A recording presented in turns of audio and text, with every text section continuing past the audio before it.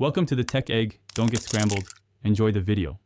You start by verifying the Esxi build and compatibility so you don't install an incompatible bundle. Once confirmed, download the offline bundle zip matching your host and save it to a data store or an accessible repository. Next, put the host into maintenance mode and migrate or power off virtual machines. This prevents VM disruption. Make sure SSH or the DQE is available for diagnostics. Finally, decide whether you'll apply the patch via Esxi, vSphere Update Manager, or a local script, and prepare credentials for root access. Use Esxi for precise control, transfer the offline bundle to a data store, or provide the depot URL.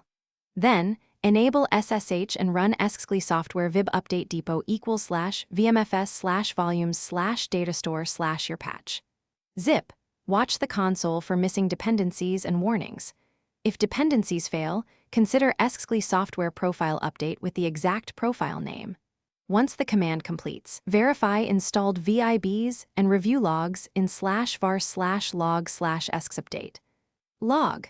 Make sure to take snapshots of critical VMs beforehand if you can't migrate them away. After a successful update, reboot the host to load the new modules and confirm the build with VMware V.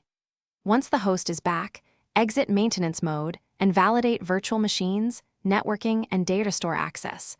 Run a quick health check in vCenter.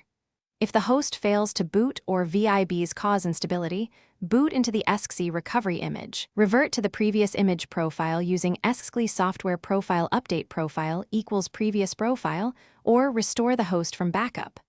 One key tip: check /var/log/boot, GZ and VM kernel. Log for immediate clues. Thanks for watching. Consider subscribing if I helped unscramble your problems.